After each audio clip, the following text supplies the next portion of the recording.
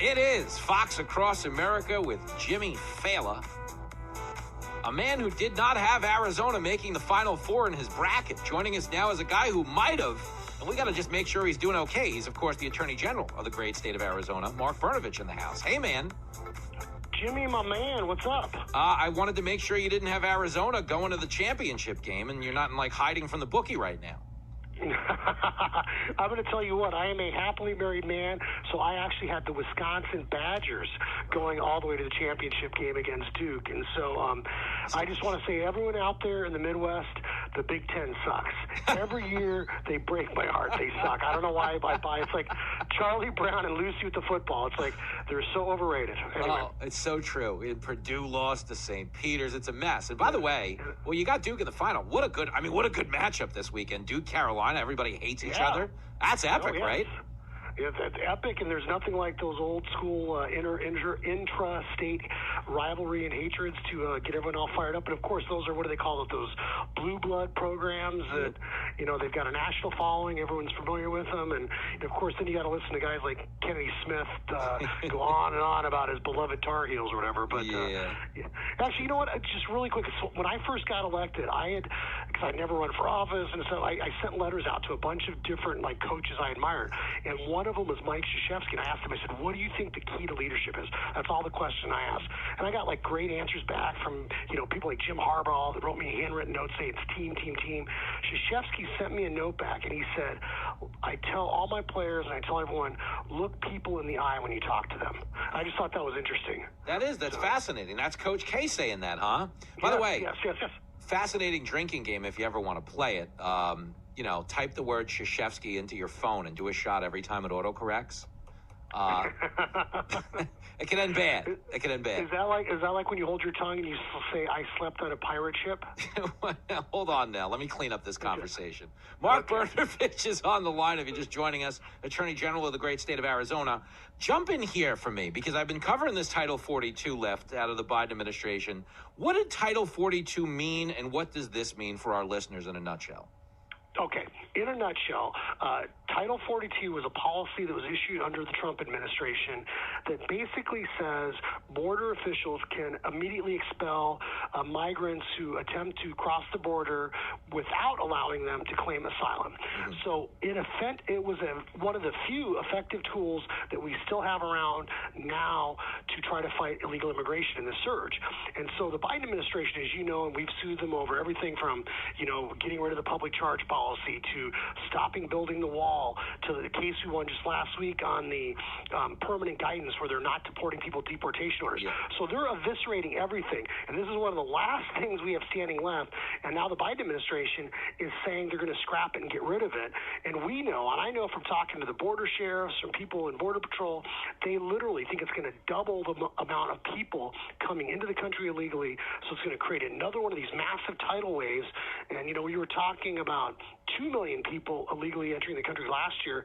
I mean, we could literally see almost double that in a year if this is allowed to, if we eliminate this. That is bananas. I mean, there's just no defense being played. Let me ask you this. On some level, because there was such an effort made to portray border security as racist during the previous administration, and that became the argument. Is it just a political liability for the left to secure the border because they portrayed it as such? Or is there some other policy here? Is this a strategic failure in that they think they could ultimately change demographics or something? What is going on?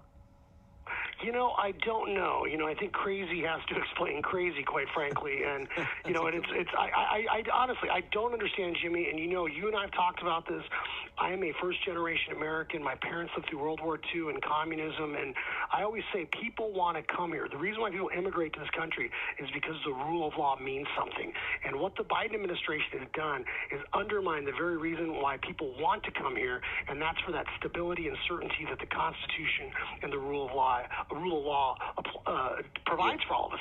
So when the Biden administration took office, there were some of us that thought they wanted to curtail or eliminate ICE, but really the far left, I think, has seized control of that administration, and this is that kind of global neo-Marxist dream of a world without borders, and that's what they want. And so we know that the president is at apex of his power when it comes to border security, and essentially Biden has ceded that authority to the far left, to the AOCs and to the one world government types in his administration. I mean, there's stupid, and then there's crazy, and what the Biden administration is doing is crazy. It's a good way to put it. Hey, let me ask you this: as the Attorney General of Arizona, if somebody smacks somebody in the face at an award show, are they allowed to sit back down and stay for the rest of the show, or does law enforcement get them out of there? Well, first of all, no one I know is hanging out at those cake eater Hollywood ceremonies, just so we're absolutely clear. Good for you. I will tell you what, though, it's fun. We literally had this conversation in our office about this very thing, and there's like this debate about whether that's something that should be prosecuted or shouldn't be prosecuted, because, you sit there and you say to yourself, well, someone literally insults your spouse, and then, we're told we should stand up to bullies, and, but I guess there's a time and a place for everything, and, there's still a side of me, because, look, I was a fan of wrestling, growing up, and Sergeant Slaughter, the Iron Sheik, and all that kind of stuff. Where have you gone? Nikolai Koloff, and so there was a side of me that thought it's fake. I'm still not convinced it wasn't fake, like some publicity stunt. It's hard to say. We're talking to Arizona Attorney General Mark Brnovich, who is, of course, the junkyard dog of attorney generals. A lot of people don't know that. The JYD. Yeah, I thought the slap was fake. I thought the slap. Very well played. See? Very well played. There you go. I sneak it in. I thought I actually did watch the slap thinking it was fake, and then I thought the aftermath that escalated was its own other thing. But that's another conversation for another time, because there's so many other things I wanted to ask you about, like the Hunter Biden thing, okay? If Hunter Biden's laptop is real, which we now know it to be real, I mean, technically speaking, we knew it was real in 2020 because the DNI John Ratcliffe told us it was real back then. But if the laptop was real, it means the emails were real. And on some level, if there is any intellectual curiosity left amongst our journalistic class in this country, that could become a big problem for the Biden administration. Do you see a world where they do, because we're reading reporting that they're ramping up investigations and people are testifying about the money that changed hands when Biden was VP. Do you see a world where this gets subjected to a level of scrutiny that could actually become a problem for Biden, or at least Hunter? I hope so.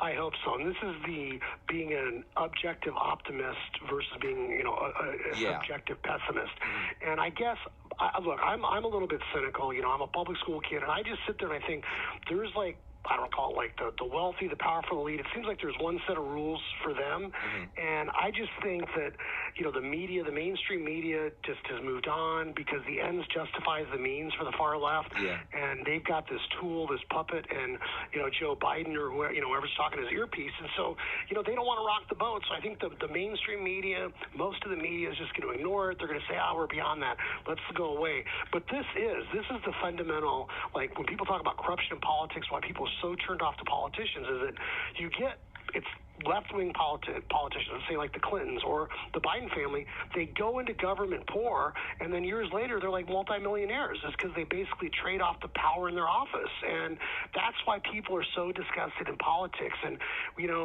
when people talk about what was going on when the Trump administration or this administration, that administration, I mean, this right under their very noses, this is genuine corruption where you have kids being paid multi-million dollars for doing nothing other than providing access to the old man. Yeah, it is. It's so crazy. And there have been so many, there were a lot of lies were told. And obviously in the run up to the election, it was, it's election interference for the media to kill that story and restrict everybody's ability to share it. Only because if 15% of Biden voters, that was the media research poll finding, 15% of Biden voters said they would have changed their vote had they known the extent of this scandal. And in an election decided by thousands of votes, that's millions of votes. So to me, it's a dirty play. We're talking about wrestling. That's one of those, like Mr. Fuji would blow the dust into the other wrestler's eyes.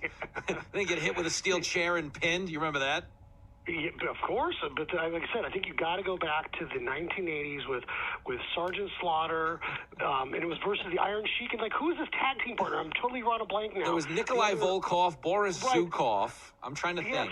But who was the other guy that did the tag team with Sergeant Slaughter? There was a real American, the American Patriot kind of guy. Anyway, doesn't matter. Okay. I was always a huge fan of the contrarians, and and then later on you have those folks like Mankind Like he was pretty amazing.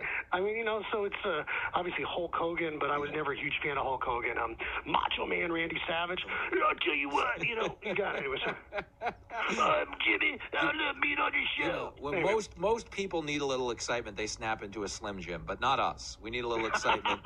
When are they going to make? When are they going to make one of those little characters of me, like the 12-inch figurines, like they do with the wrestlers? All right, Brnovich, that's enough. No, man. In fact, I'll tell you right now. I actually, just a really quick story. We were talking before in the run-up to my Supreme Court argument.